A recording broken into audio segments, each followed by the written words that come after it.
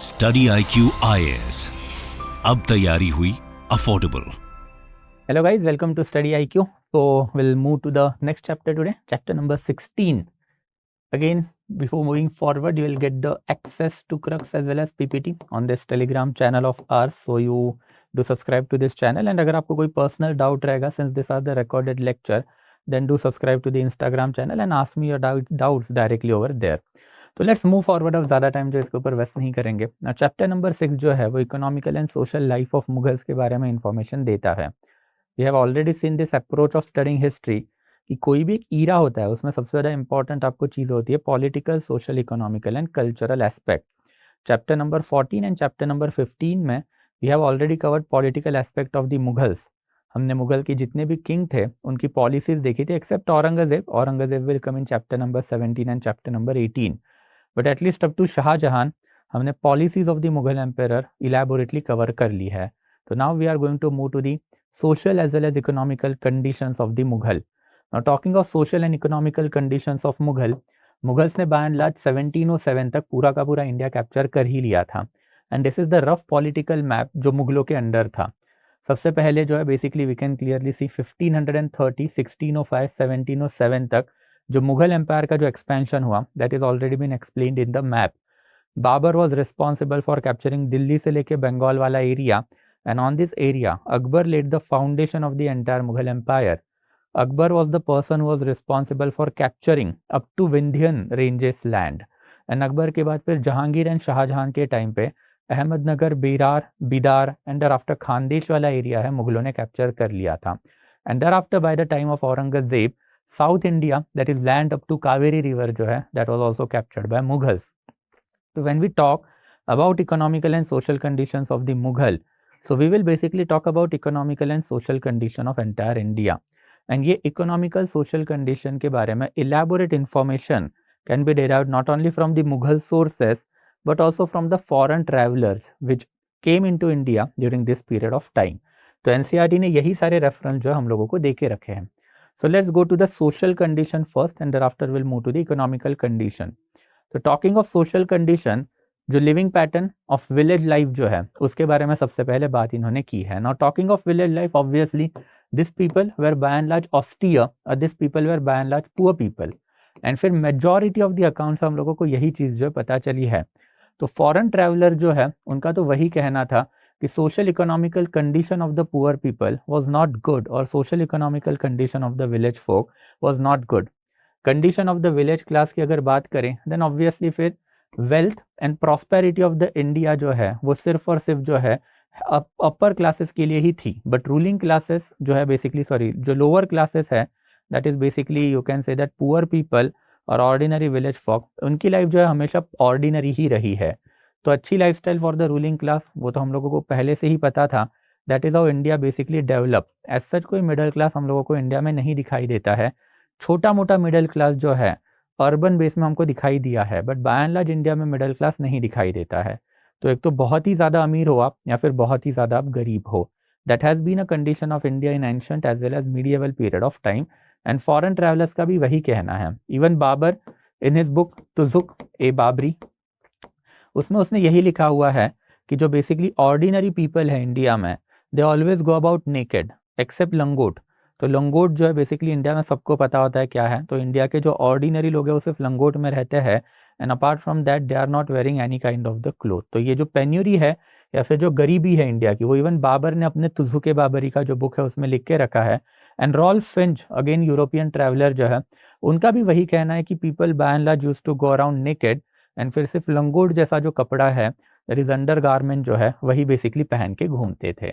तो this is something that we can clearly see कि जो इंडिया में हमें जनरल कंडीशन पता है कि अपर सेक्शन एकदम ही अमीर है एंड देयर आफ्टर गरीब सेक्शन एकदम ही गरीब है, ये यहाँ से हमको दिखाई देता है।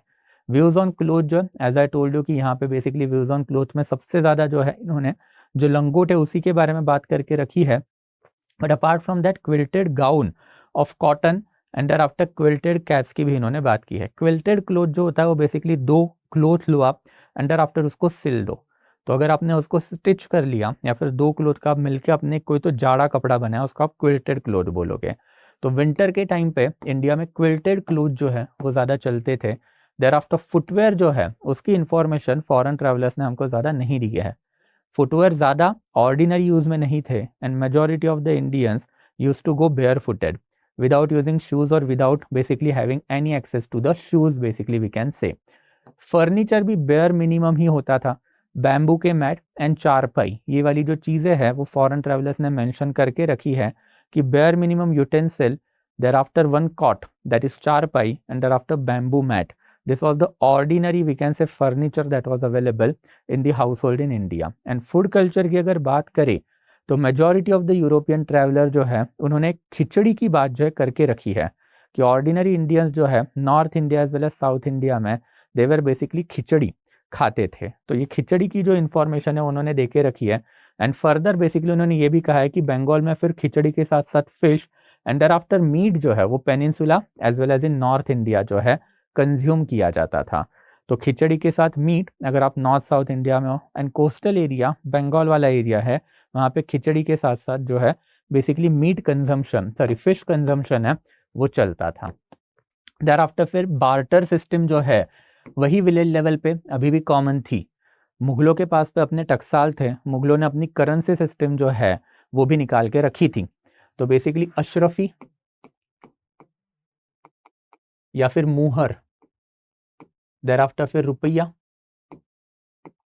एंड देयर आफ्टर दाम, ये तीन करेंसीज थी मुगलों की। This was basically the copper currency, this was silver currency and this is basically the gold currency of the Mughal. But ये जो करेंसी है it was basically not it had basically not penetrated itself into the village area. ये जो सारी currency है ये urban area की situated थी एंड अर्बन एरिया में ही and that too in trading communities हमको इसका पेनिट्रेशन है दिखाई देता है। एंड ये पेनिट्रेशन जब विलेज एरिया में नहीं हुआ देन ऑब्वियसली विलेज एरिया में क्या चलेगा, विलेज एरिया में जो है बेसिकली आपका सबसे important thing that is barter system जो है वही चलेगा। And barter system he village level पे यहाँ पे चल रहा था। अपार्ट फ्रॉम दैट जो लैंड होल्डिंग जो है ऑब्वियसली उसमें भी हमको एक इनइक्वालिटी दिखाई दी है। Now exact land holding relation तो हमको नहीं पता बट लैंड होल्डिंग में हमको मल्टीपल क्लासेस दिखाई दी है। तो दो क्लासेस के बारे में इन्होंने बहुत ज़्यादा इंफॉर्मेशन दे के रखी है। एक थे बेसिकली कमीन, तो कामीन क्लास जो है that was the untouchable and ये manual labour at a village land holding level करता था। एंड इसके साथ साथ फिर एक खुदकश नाम की कम्युनिटी भी हमको दिखाई दी है। ये खुदकल जो है they were actually land owner at a village level. This must be small and marginal land holder of that period of the time, but इनके पास अपना खुद का लैंड था एंड अपने लैंड के ऊपर ये लोग basically hired labour and after untouchables इन लोगों से काम करवाया करते थे। तो इट ऑल्सो शोज कि सर्टन सॉर्ट ऑफ इनइक्वालिटी जो है वो विलेज लेवल में थी during the time period of the Mughals. And फिर यही स्पेसिफिक जो खुदकश लोग हैं वो एक्सप्लॉइटेशन भी करते थे। इसके भी multiple evidences foreign traveller as well as Mughal sources ने हमको देके रखे हैं कि खुदकश के अंडर जो बेसिकली कमिन एंड आफ्टर जो हायर्ड लेबरर्स होते थे उनके ऊपर एट्रोसिटी खुदकश करता था। खुदकश के ऊपर एक और क्लास बैठा हुआ था दैट इज जमींदार। तो जमींदार is basically large land holder and फिर ये जो जमींदार है ये खुदकश के ऊपर एट्रोसिटीज किया करता था। तो ये साइकिल जो है बेसिकली चलता ही रहा होगा during that period of time. Apart from that approximately 125 million people were there in India at that period of time in 17th century। तो इट क्लियरली शोज कि जो 125 मिलियन लोग हैं अगर उनका पेट भर रहा है देन ऑब्वियसली फिर विलेज लेवल पे कल्टीवेशन भी क्या है एक हायर लेवल पे है। Maximum land in India at the cultivation at that period of time. तो कल्टीवेशन अच्छे खासे लेवल पे चल रहा था during that period of the time. यह भी फर्दर कोराबोरेट भी होता है, this is further corroborated by evidence that की वैरायटी ऑफ द क्रॉप्स इस पीरियड में हम लोगों को मिले हुए हैं।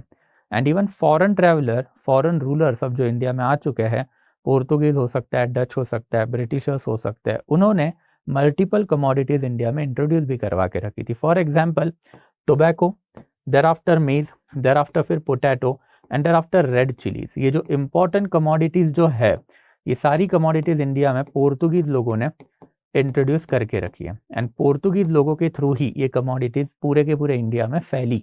तो बाहरी commodities that is new commodities were adopted by Indian.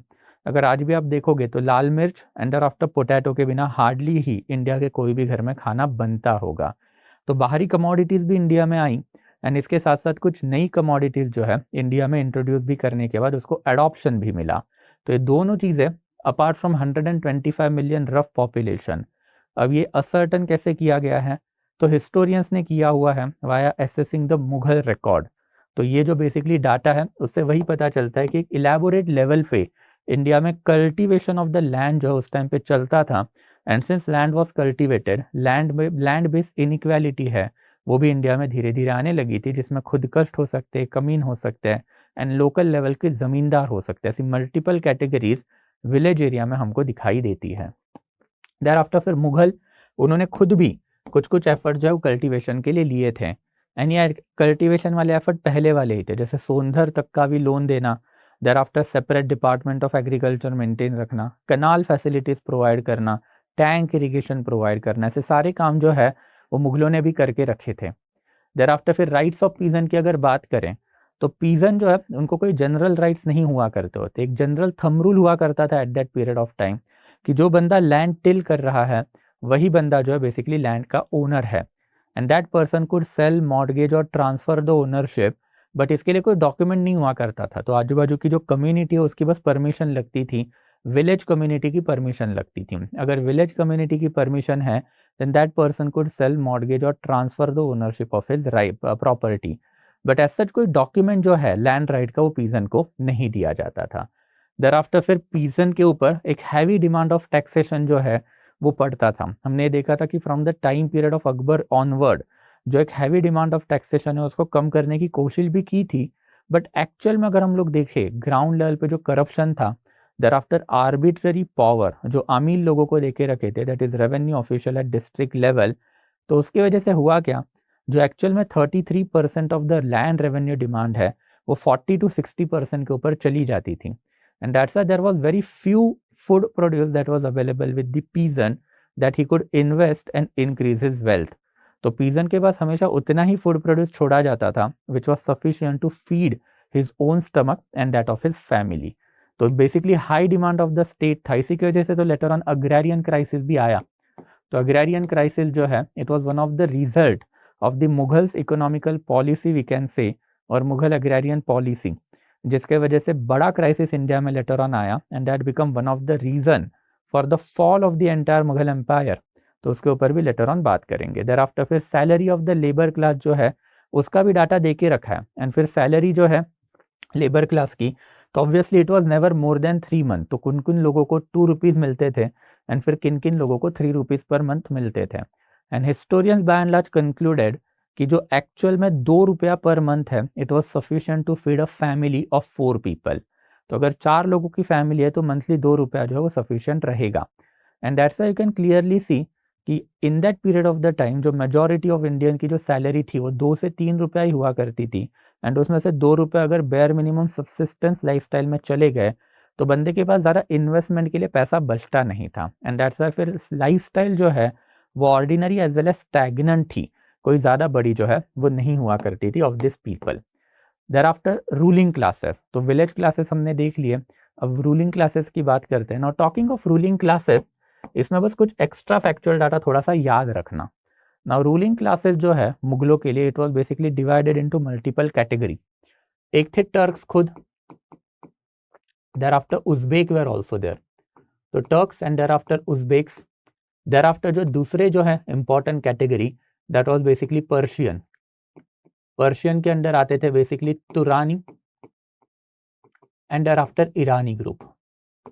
There after तीसरा इंपॉर्टेंट क्लास जो होता था इसके लोग बोला करते थे शेख ज़ादा। शेख ज़ादा जो है उनको हिंदुस्तानी भी बोला करेंगे। एंड देयर आफ्टर फिर चौथा इंपॉर्टेंट क्लास जो होता था वो तो होता था खुद हिंदूज का। तो ये जो इंपॉर्टेंट रूलिंग क्लासेस है they were divided into this particular category. Talking of Turks as well as Uzbek, तो इनको बेसिकली स्वॉर्ड्समैन के नाम से जाना जाता था। तो this were basically the fighting classes we can say that. तो फाइटिंग क्लासेस मतलब इस्लामिक सोसाइटी में it was their responsibility to wield a sword and thereafter go for the warfare enhance territory, जो हिंदू सोसाइटी में क्षत्रियों का काम होता है। वैसे अगर हम लोग पर्शियंस की बात करें देन ये पर्शियन जो है they were good administrator. Good administrator मतलब बेसिकली ये लोगों का मेन काम क्या होता था, तो एडमिनिस्ट्रेशन करना। And that's why you will see कि majority of the period of the time वकील वाली पोजीशन या फिर जो वजीर वाली पोजीशन होती है ये हमेशा पर्शियन नोबिलिटी के अंडर ही रही है। तो सुल्तान अपना स्वॉर्ड से एम्पायर बड़ा करें, वो एम्पायर का मैनेजमेंट जो है पर्शियन लोगों के अंडर, दैट इज वजीर बंदे के अंडर जो है वो चलता रहे। तो वजीर जो है मेजॉरिटी ऑफ द टाइम ये पर्टिकुलर फैक्शन से ही बिलोंग करता था and he was very good in the administration. वैसे अगर हम लोग शेखजादास की बात करें then this were basically converted people.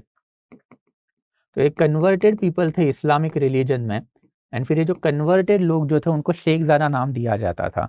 इन लोगों की पोजीशन कोर्ट में इतनी ज़्यादा अच्छी नहीं हुआ करती थी, बट थैंक्स टू अकबर और from the Akbar period time onward ये शेखजादा एंड आफ्टर हिंदूज दोनों की पोजीशन जो है कोर्ट में अच्छी हुई। इट वाज अकबर जिन्होंने Shaikhzada as well as Hindus को पैट्रोनाइजेशन अपने कोर्ट में दे के रखा था। कुछ फेमस नाम भी हमको पता है, जैसे तानसेन हो सकता है, was a Hindu person later on converted into Islam, तो ही was a शेखजादा। एंड वैसे फिर अगर हम लोग हिंदू लोगों की बात करें तो राजा तोडरमल, राजा बीरबल एंड राजा मानसिंह ये इंपॉर्टेंट नोबिलिटी या फिर इंपॉर्टेंट नोबलमैन जो अकबर के अंडर हुआ करते थे। तो हिंदूज शेखजादा, पर्शियन में Turani Irani and after Turks and Uzbek, ये सब के सब कौन थे? ये नोबिलिटी के अलग अलग फैक्शन थे। एंड नोबिलिटी के अलग अलग फैक्शन के अलावा और 3 टर्म्स भी आप थोड़े से याद रखोगे। एक होता है अशरफ, एक होता है अजलफ और एक होता है अजराल। ये 3 जो है सोशल डिवीजन होते हैं इस्लामिक कम्युनिटी के। एंड ये जो 3 सोशल डिवीजन जो है इस्लामिक कम्युनिटी के, उसका एक एक वर्ड में मीनिंग भी थोड़ा सा याद रखना है कि अगर हम लोगों ने अशरफ लोगों की बात की then this were basically the foreigner. तो जो फॉरेनर्स जो इंडिया में आए हुए हैं या फिर Hindu convert from the higher caste, तो अगर हायर कास्ट हिंदू कन्वर्ट होगा तो उसको भी आप बेसिकली इसी कैटेगरी में डालोगे। अगर लोअर कास्ट हिंदू कन्वर्ट होगा देन ऑब्वियसली वो किस में जाएगा? अजलफ में जाएगा। एंड देयर आफ्टर अनटचेबल जो है या फिर जो बेसिकली एकदम ही सोसाइटी के फ्रिंजेस पे है हिंदू सोसाइटी में, तो अगर अनटचेबल कन्वर्ट होकर इस्लामिक रिलीजन में जाएगा देन उसको आप अजराल बोलोगे। तो अशरफ, अजलफ, अजराल ये 3 कैटेगरीज है of the division of the Islamic society. तो जैसे हिंदू रिलीजन में ब्राह्मण, क्षत्रिय, वैश्य, शूद्र ऐसे कैटेगरीज आते हैं, तो वैसे ये 3 बेसिक कैटेगरीज आपको इस्लामिक रिलीजन में दिखाई देंगे विद इन आवर कंट्री। तो बस ये फैक्चुअल डाटा के लिए वर्ड्स थोड़े से याद रख लेना, that will help you in the prelims. But in any case talking of the Mughal nobility, then अभी हम लोगों ने देखा कि जो मल्टीपल कंपोजिशन जो है इसका, it is basically divided into multiple categories. And जब मल्टीपल कैटेगरीज में कंपोजिशन डिवाइडेड रहेगा देन ऑब्वियसली इनमें आपसी झगड़े भी होंगे एंड आपसी झगड़े के साथ साथ म्यूचुअल राइवलरीज बढ़ती जाएंगी, जिसकी वजह से लेटर ऑन जागीरदारी क्राइसिस हुआ। And jagirdari crisis was also one of the reason for the collapse of the Mughal empire. Conflict between Mughals and Afghan ये पहले से ही चल रहा था from the time period of the Babur himself. हमने देखा था कि जो अफगान है, since Afghan was Lodhi people and they got defeated at the hand of the Mughal, they could never remain शांत during the period of the Mughals, and that's why फिर ये अफगान लोग जो है they repeatedly revolted, पहले against Babur, thereafter against Humayun and thereafter against Akbar. But ये लोग जो है ऑब्वियसली इनको अकबर जो है उसने अपने साइड में लाया भी था, बट ऑब्वियसली फिर ज़्यादा चीज़ें जो हुई नहीं। तो during the reign of the Jahangir we can say that कि अफगान जो है बेसिकली इनको नोबिलिटी में फिर प्रॉपरली लाया गया, एंड जहांगीर के period onward we can see कि अफगान नोबिलिटी ने फाइनली मुगल रूलर को एक्सेप्ट कर लिया था। अपार्ट फ्रॉम दैट फिर Indian Muslim that is Shaikhzada ये भी यहाँ पे थे, and there after favour to the Hindus जो है बेसिकली वो भी अकबर के टाइम पे देना चालू हुआ, जैसे एग्जाम्पल मैंने अभी दिए हुए ही थे। तो this is basically the rough composition of the nobility that we can talk about. During the time of the Jahangir and Shahjahan Mughal nobility में डिसिप्लिन के ऊपर थोड़ा सा फोकस तो गया ही, but one of the remarkable development during this period of the time is introduction of the Marathas into the Mughal nobility. It was Jahangir जिसने सबसे पहले ये चीज़ ऑब्जर्व की थी कि अगर दक्खन वाला एरिया अपने अंडर लाना है तो हम लोगों को मराठास का सपोर्ट लगेगा। इसके ऊपर हमने पहले भी देखा था इन द प्रीवियस सेशन कि जब Akbar went into the south India and Akbar fought his last battle of life, battle of Asirgarh, and Akbar ने जब खानदेश अपने अंडर लाया तो that was the first contact of the Maratha nobility with Mughals. And धीरे धीरे जहांगीर एंड आफ्टर शाहजहां इन्होंने मल्टीपल मराठा नोबिलिटीज उनको पैट्रोनाइजेशन दे के रखा था, जिसमें प्राइमरी नाम जो है वो राजा शाहजी भोसले का है। Shahji Bhosle was father of Shivaji. तो Shahji Bhosle himself had interested himself और he had himself basically went into the services of first Jahangir and after even Shahjahan. तो this is basically the earliest level का entanglement of Maratha nobility into Mughal affairs we can talk about. And after धीरे धीरे जो है मराठा की nobility बढ़ती ही गई. तो पहले मराठा की नोबिलिटी का जो ओवरऑल कॉम्पोजिशन है वो 24% था, धीरे धीरे वो 33% हुआ. And bye the time of the Aurangzeb almost 50% nobility जो है वो हिंदू थी एंड उसमें से 50% नोबिलिटी जो है वो मराठास थी. मतलब फॉर एग्जाम्पल अगर 100 नोबेल रहेंगे देन उसमें से 50 हिंदू थे एंड 25 मराठास थे. तो this is something that was quite clear कि जब औरंगजेब साउथ में गया एंड साउथ इंडिया उसने कैप्चर करना चालू किया और मराठा लैंड जब उसने कैप्चर करना चालू किया तो lots of Maratha nobility gave up the allegiance to the Shivaji Maharaj and his son and successor and join Mughal nobility, जिसमें सबसे बड़ा नाम था राजा शाहू महाराज का. Raja Shahu Maharaj was a Maratha sovereign from 1707 से लेके 1749 and in between this period of the time he had accepted Mughal suzerainty. तो this clearly shows कि मराठास जो है they were not that much of enemy of the Mughals we can say. Mughal जैसे ही इनके area में आए मराठास ने इनके साथ हाथ भी मिलाया एंड हाथ मिलाने के बाद एम्पायर आगे भी बढ़ाया. तो इसके बारे में भी धीरे धीरे बात करेंगे आगे. दैट इज डेक्कन अल्सर और Deccan policy of Aurangzeb. Thereafter luxurious life of the noble, वो तो ऑब्वियसली होगी ही.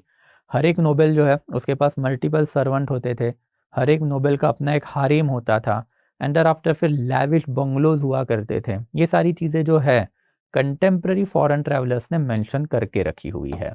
तो this is something that we can say कि जो नोबल्स जो है एंड ऑब्वियसली जब नोबिलिटी आएगी तो करप्शन तो आएगा ही आएगा एंड फिर एक करप्शन के एविडेंसेस जो है वो भी हम लोगों को मिले हुए हैं.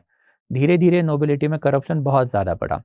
फर्स्ट सेंचुरी में तो हमको नहीं पता but second century during the time of Aurangzeb हमारे पास एक बड़ा नोबेल अवेलेबल है that is Shaista Khan.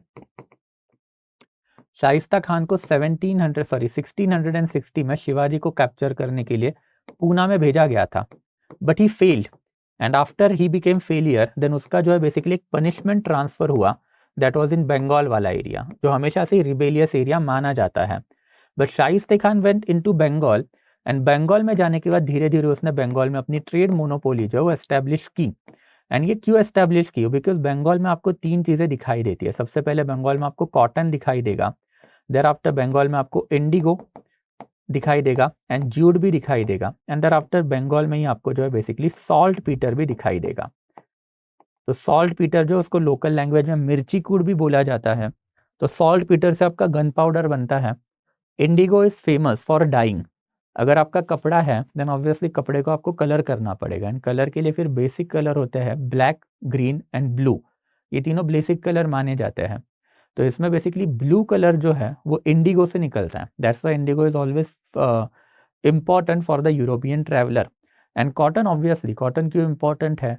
Because cotton cloth जो है वो हर एक बंदे को लगते हैं एंड फिर अगर हर एक बंदे को लगेंगे देन उस माल का डिमांड है. And fortunately for Shaista Khan Bengal में इसी पीरियड ऑफ टाइम में डच एंड आफ्टर ब्रिटिशर्स दोनों आके बैठे हुए थे. इवन 1670s के बाद वी कैन से फ्रेंच भी इस एरिया में आने चालू हो गए. तो ऑब्वियसली धीरे धीरे शाइस्ता खान रियलाइज कि भाई ये जो ब्रिटिशर्स या फिर फॉरेनर यहाँ पे आके ट्रेड कर रहे हैं तो अगर इस ट्रेड से अपने को फायदा करना है let's declare all this commodities monopoly. And फिर ये सारी कमोडिटीज को जो है शाइस्ता खान ने अपनी मोनोपोली डिक्लेयर कर दिया and that is how he started to amass huge amount of the wealth. तो ये जो है बेसिकली हमको दिखाई दिया है कि जो नोबल मैन है उन्होंने अपनी पोजीशन जो है मिसयूज भी की एंड मिसयूज करने के बाद जो एक ह्यूज वेल्थ जो है वो भी अपने लिए इन्होंने जमा करनी चालू कर ली. And that is how ultimately mutual jealousies बढ़ती गई एंड म्यूचुअल जेलेसीज बढ़ने के साथ साथ जो अल्टीमेटली एक jagirdari crisis that is nobility crisis जो है वो मुगलों में आया. इसके लिए responsible Aurangzeb and his Deccan policy थी. बट अल्टीमेटली यहाँ पे कोई ना कोई तो रोल जो है ये जागीरदार या फिर नोबल मैन जो है उनका भी रहा होगा. तो उसके ऊपर भी लेटर ऑन बात करेंगे. देयर आफ्टर फिर जमींदार एंड रूरल जेंट्री. नाउ जमींदार एंड रूरल जेंट्री की अगर हम लोगों ने बात की देन ऑब्वियसली लोकल लेवल पे एज आई टोल्ड यू कि खुदकश जो है वो रहते थे, उनके नीचे जो है hired labourer and there after untouchable that is kamin जो है वो रहेंगे. फिर ये खुदकश के ऊपर एक जमींदार रहेगा, वो जमींदार के ऊपर एक लोकल राजा रहेगा, जैसे राजा मानसिंह हो सकता है राजा तोडरमल हो सकते हैं, राजा बीरबल हो सकते हैं, एंड फिर इनके ऊपर जो है बेसिकली मुगल नोबल या फिर मुगल एम्परर बैठे हुए थे।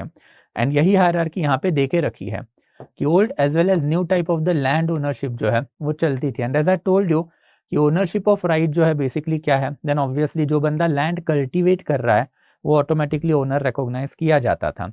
तो कोई एज सच ऑफिशियल डॉक्यूमेंट नहीं दिए जाते थे, आज के टाइम पे जैसे दिए जाते हैं वैसे वाला पंगा नहीं था। तो अगर आप वो लैंड टिल कर रहे हो देन ऑब्वियसली वो लैंड है आपका है।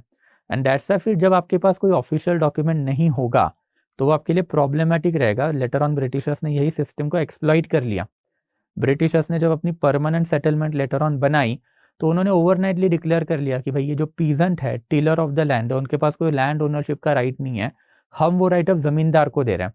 तो जमींदार को इन्होंने ओनरशिप के पर्चे देने चालू कर दिए। And that is how loss of political power और loss of power we can say for the peasant हुआ।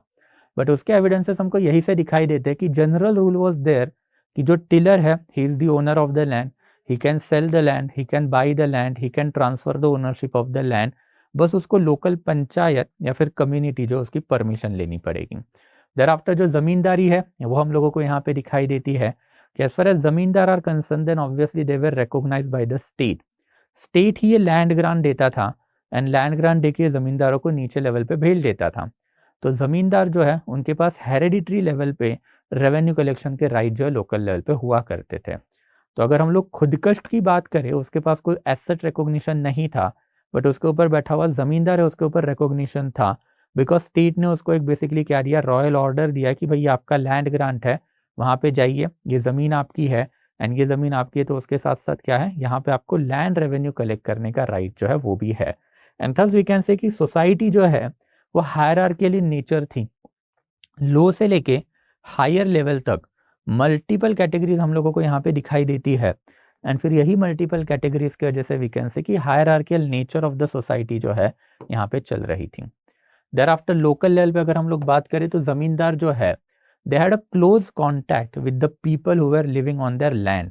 एंड फिर ये क्यों होगा, बिकॉज ऑब्वियसली राजा ने उसको भेजा हुआ है कि भाई ये लैंड ग्रांट आपका है, वहाँ पे खुदकश्त पहले से ही बैठा हुआ है। तो खुदकश्त के राइट जो है वो जमींदार यूजुअली रिकॉग्नाइज कर लेते थे। एंड फिर जमींदार उनके राइट रिकॉग्नाइज करने के साथ साथ अब खुदकश मतलब जो एक्चुअल में टिलर है लैंड का और ओनर है लैंड का लोकल लेवल पे, उसको बस टैक्स पे करना है। एंड फिर अगर वो टैक्स पे कर रहा है he can continue his ownership. That is how this zamindari system जो है वो फंक्शन करती थी। तो क्लोज लोकल कॉन्टैक्ट जो इसके हुआ करते थे एंड ऑब्वियसली इसके वजह से we can say that person had to live close to the land itself. तो he was also among the rural people. But जो बड़े ज़मींदार थे उनकी लाइफस्टाइल थोड़ी सी अच्छी रहेगी, छोटे ज़मींदार है उनकी लाइफस्टाइल थोड़ी सी बुरी थी। एंड कंट्रीब्यूशन ऑफ द ज़मींदार जो है उसमें वही है कि लोकल लेवल पे we can say they were quite important because obviously they not only set social standard but they also provide capital and organization for setting up the new villages and implementing cultivation. तो local level पे ज़मींदारों का role जो है वो हमेशा से important था because they were in close contact with the people and there after local level पे लोगों को मदद करने का काम जो है ज़मींदार लोग जो है किया करते थे। तो this is something that we can talk about the zamindar. There after फिर मिडिल क्लास के ऊपर जाता है। Now talking of middle class, as I told you, जो फॉरेन ट्रैवलर का कहना है कि इंडिया में एज सच मिडिल क्लास था ही नहीं। एक तो आप एकदम ही अमीर हो या फिर आप एकदम ही गरीब हो, या फिर एक एकदम बेसिकली जब ये डिस्टिंक्शन होगा एक तो एकदम अमीर या फिर एकदम गरीब का, तो ये डिस्टिंक्शन के वजह से वी कैन से कि इंडिया में एज सच कोई मिडिल क्लास नहीं दिखाई देता है। पर जो इंडियन हिस्टोरियंस उनका वही कहना है कि भाई अर्बन लेवल पे जो है कोई ना कोई तो मिडिल क्लास हमें दिखाई देता है। तो trader, shopkeeper and there after जो बेसिकली मुगल नोबिलिटी थी लोअर रंग की, जैसे आमिर सादा हो सकता है, तो ये nobility must have constituted middle class at an urban level. But again ये सिर्फ अर्बन लेवल पे ही थी और इंडिया का अर्बनाइजेशन उस टाइम पे एज सच कोई ज़्यादा अच्छा नहीं था।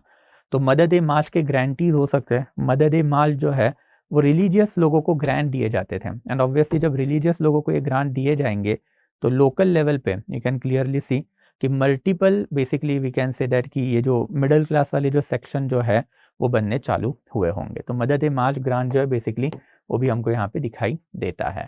There after organisation of trade and commerce की अगर हम लोग बात करें तो features of the trading classes जो है उसमें वही है कि सबसे पहले जो है they were large in number and they were basically in a professional group.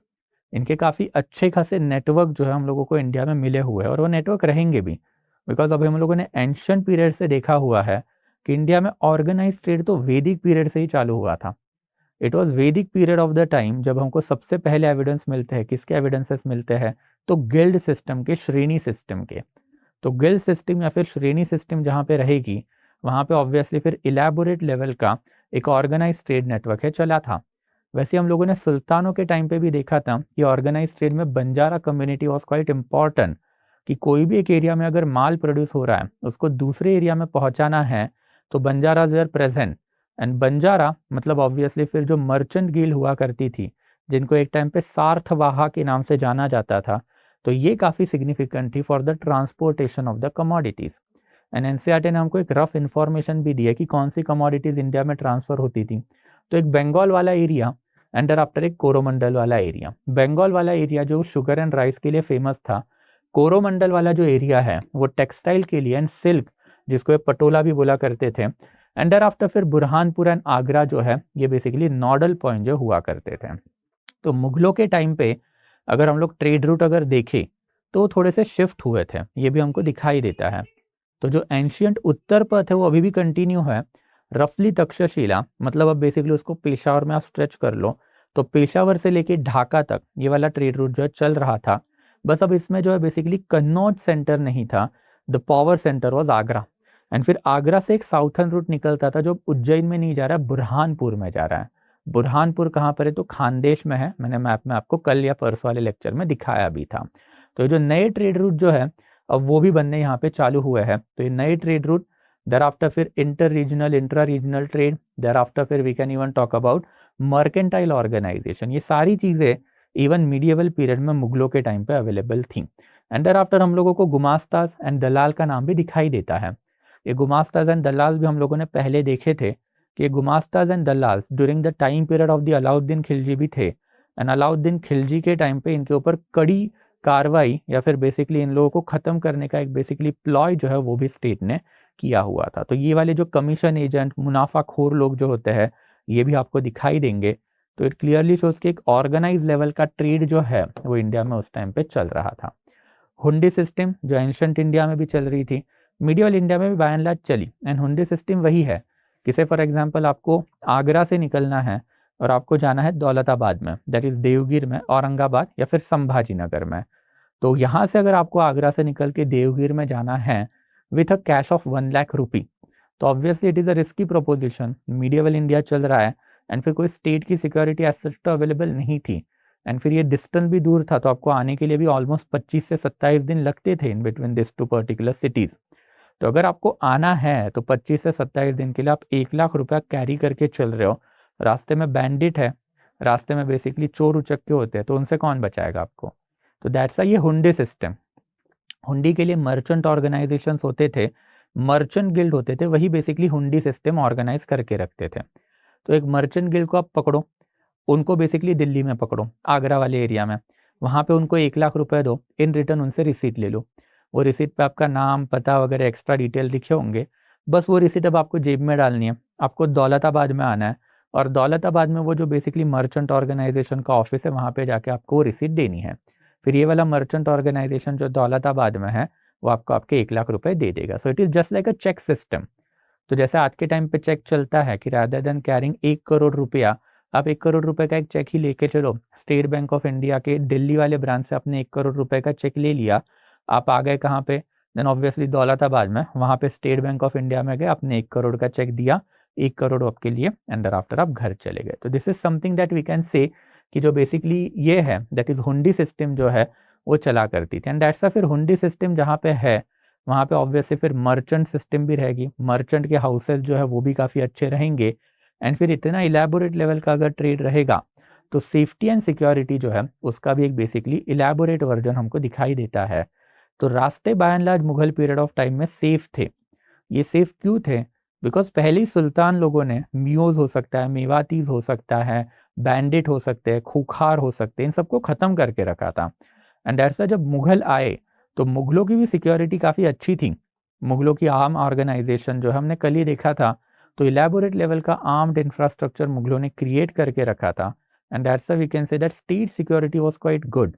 And state security अच्छे होंगे मतलब रास्ते अच्छे होंगे, रास्ते पे सिक्योरिटी अच्छी होगी, ट्रेड अच्छा फ्लो होता होगा। And that's why we can say that कि धीरे धीरे पॉलिटिकल मर्चेंट इन्फ्लुएंस जो है मर्चेंट का वो भी बढ़ा, और हमको मल्टीपल लेवल के मर्चेंट गिल्ड के जो प्रेशर ग्रुप है वो भी सुनाई देते हैं, दिखाई देते हैं।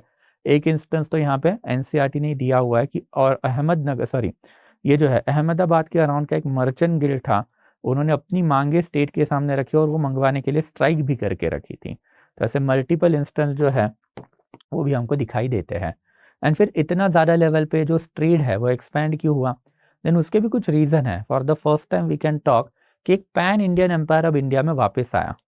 एंड जब पैन इंडियन एम्पायर होगा देन ऑब्वियसली ये पैन इंडियन एम्पायर मतलब कनेक्टिविटी जो है थ्रू आउट इंडिया बढ़ी।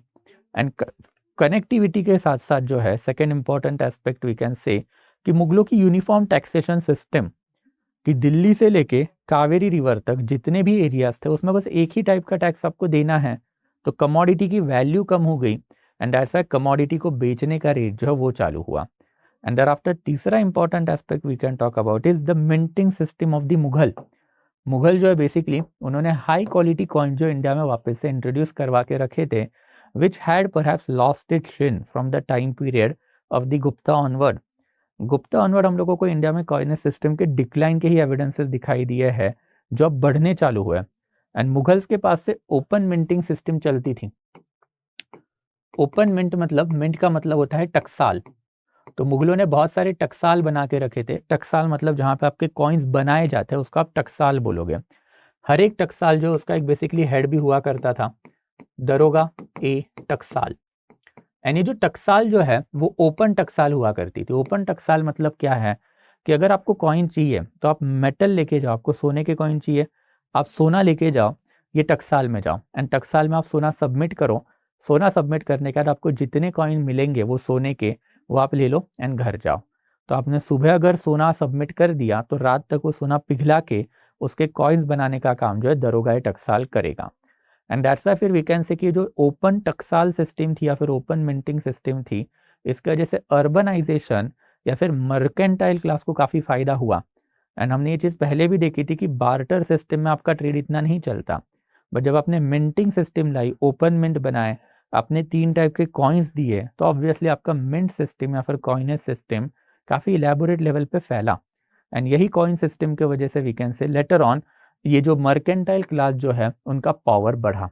एंड फिर इसी के साथ साथ कमर्शियलाइजेशन ऑफ द एग्रीकल्चर जो है ड्यूरिंग दिस पीरियड चालू भी हुआ। कमर्शियलाइजेशन ऑफ द एग्रीकल्चर क्यों चालू हुआ, उसके 3 रीज़न हमको दिखाई देते हैं।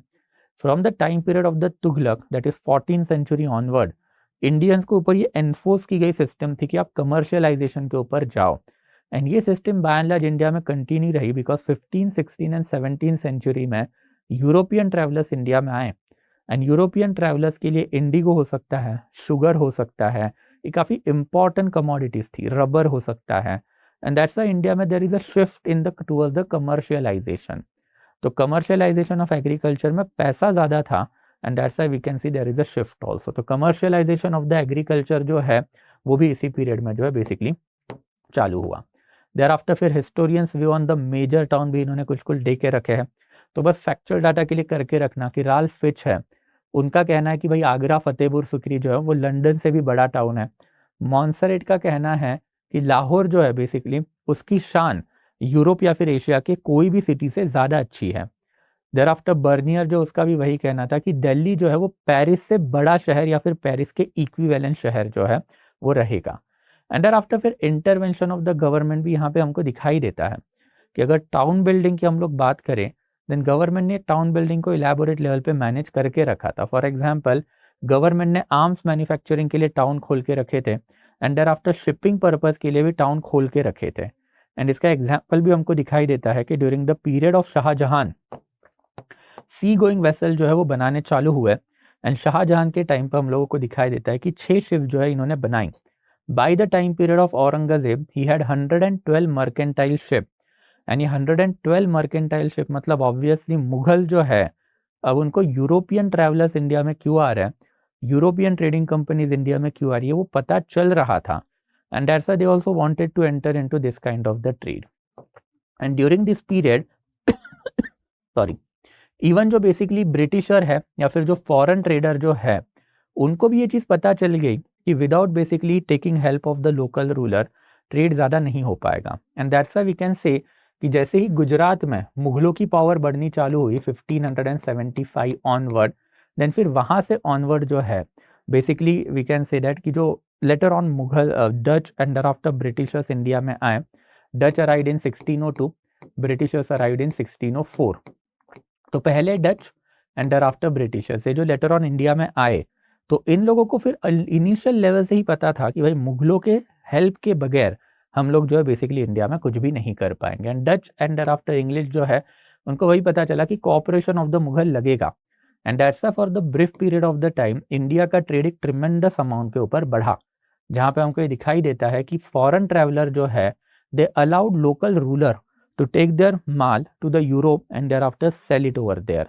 तो ये वाला एस्पेक्ट भी यूरोपियन कंपनीज एंड यूरोपियन जो बेसिकली बड़े बड़े मल्टीनेशनल कंपनीज है इंडिया में कर चुके थे। तो ऐसा नहीं है कि इंडिया में बिल्कुल ही ट्रेड नहीं हुआ करता था, ये ट्रेड हुआ करता था। एंड इसका एक ह्यूज क्रेडिट जो वो मुगलों को ही जाता है। देयर आफ्टर फिर importance of the shipping industry बढ़ी। एज आई टोल्ड यू कि औरंगजेब के टाइम पे अप्रॉक्सीमेटली 112 शिप जो है वो बन चुकी थी। एंड देयर आफ्टर फिर ये 12 शिप में कौन से प्रोडक्ट इंडिया से यूरोप में जाते थे, तो इनिशियल लेवल पे spice that is pepper, indigo, and there after फिर धीरे धीरे जो है basically calicoes that is India का जो कॉटन है वो बेसिकली जो है इन्होंने एक्सपोर्ट करना चालू कर दिया।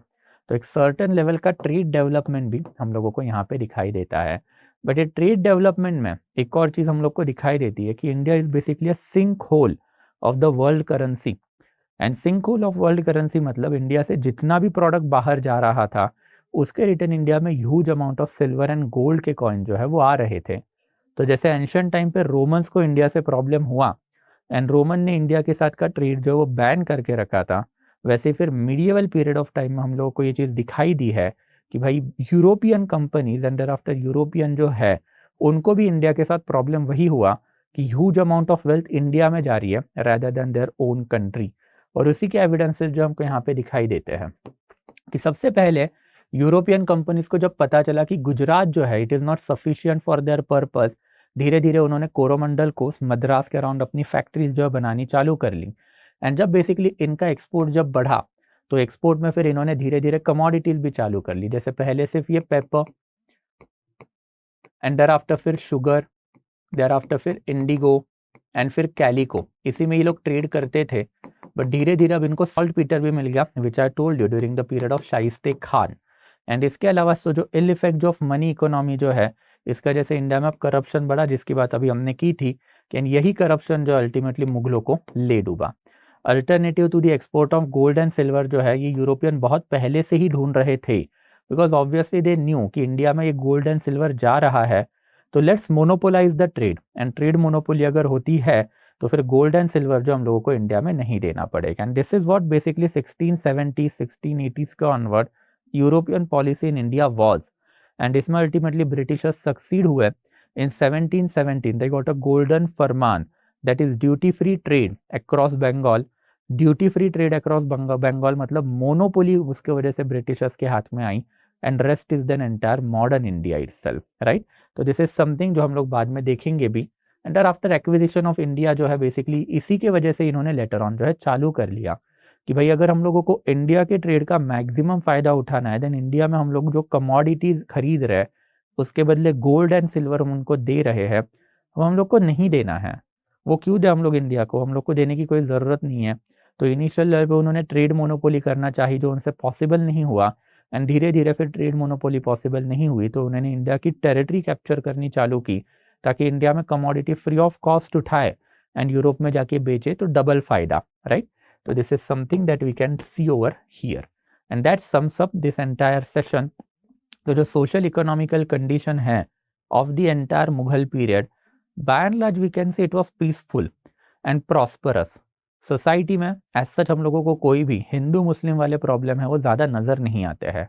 रूलिंग एलाइट लेवल पे ये प्रॉब्लम चल रहे थे, बट लोकल लेवल पे एज सच इसके में कोई हम लोगों को जो है काउंटर इफेक्ट जो है वो नहीं दिखाई दिया है। Talking of economy, then economical position भी इंडिया की by and large self sufficient and prosperity के तरफ ही थी।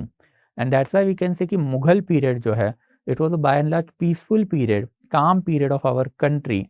It was only after the death of Aurangzeb things was going to change, and they are going to change for better, we can say. For better मतलब हमेशा के लिए, अच्छे के लिए नहीं, तो हमेशा के लिए वो सिचुएशन अब बदलने वाली थी, बिकॉज 1707 ऑनवर्ड इंडिया में अब ह्यूज लेवल का पॉलिटिकल टसल होने वाला था, जिसमें मल्टीपल नए साम्राज्य, मल्टीपल नए किंगडम जो है वो बनने वाले थे। एंड जब नए किंगडम बनेंगे देन ऑब्वियसली उसका प्रॉब्लम लोकल कम्युनिटी को ही होगा।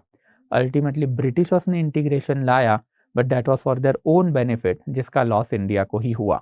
एंड ब्रिटिशर्स जाते जाते they ultimately left a scar on the face of India, that is partition of our country. तो अब धीरे धीरे आगे उसके तरफ बढ़ेंगे, that is modern India. But I hope आज के लिए जो है मुगलों के टाइम पे सोशल एंड इकोनॉमिकल कंडीशन कैसी थी वो आपको पता चला। इसमें बस फैक्चुअल कीवर्ड जो उतने ही थोड़े से याद रखना, that is more than sufficient. तो political aspect of the Mughal, thereafter social and economical aspect of the Mughal, that has been covered elaborately now. अब मुगलों का आर्ट एंड कल्चर बचा है, दैट इज मुगल्स के टाइम पे आर्किटेक्चर, पेंटिंग, म्यूजिक, लिटरेचर कैसा था, तो that is something in the next chapter, that is tomorrow. But I hope everything is clear till here so far. जाने से पहले again the new batch of the history optional जो है it is getting launch, and as you know by now कि I am faculty of the history optional over here. I have scored 300 plus in history optional by myself. So if you are from history optional background, or if you know somebody from history optional background, then do spread the word कि the new batch is going to get launched from 15 June onward. And इस बार हम लोगों ने, as you might be knowing by now, कि जो नया batch है उसमें बेसिकली जो फाउंडेशन कोर्स है वो तो मिलेगा ही, बट इलेबोरेट टेस्ट सीरीज जो 12 टेस्ट की है वो भी इसमें इंक्लूडेड है, ताकि फाउंडेशन से आपको एक नॉलेज गेन हो जाएगा। बट जब नॉलेज गेन होगा तो पेपर में उतारना भी तो आना चाहिए, एंड वो पेपर में उतारोगे कैसे, then obviously for that purpose this test series is there. तो this is something that we can say कि एक elaborate comprehensive package of the optional, and that too at a very affordable rate we are providing it to you if you use my code SN Live. तो we are launching from 15th of June. Do spread the word guys, if you are from the history optional background then check it out once. अब बहुत सारे lecture जो है मैंने मेरे foundation के optional वाले वो डाल के रखे हैं, तो एक बार देख लेना, and if you want then obviously you can subscribe it at a very affordable rate. And that will be it from my side guys today. आज के लिए फिर विल स्टॉप ओवर हियर। तो अब बेसिकली कल का लेक्चर जो रहेगा that is the last important lecture we can say, because Aurangzeb के ऊपर ही चैप्टर नंबर 18 चैप्टर नंबर 19 है। तो Aurangzeb is way too controversial personality, उसके ऊपर यूपीएससी जाता ही नहीं है। बट मुगलों का art and culture is significant. बार बार क्वेश्चन जो है आर्ट एंड कल्चर से, पेंटिंग से रिलेटेड आए हुए हैं, तो आर्किटेक्चर भी कवर करेंगे, पेंटिंग, म्यूजिक भी कवर करेंगे, and there after we will also cover the literature, but that is something for tomorrow. Again जाने से पहले will get access to this PPT as well as crux material, जो अभी तक हमने पहले से अपलोड करके रखा है on Telegram channel of ours. And अगर आपको कोई डाउट रहेंगे तो you can ask it to me personally on Instagram channel of ours. I'll be taking your leave now, guys. We'll meet again then tomorrow. Thank you so much. Okay, thank you. Study IQ IAS. अब तैयारी हुई affordable.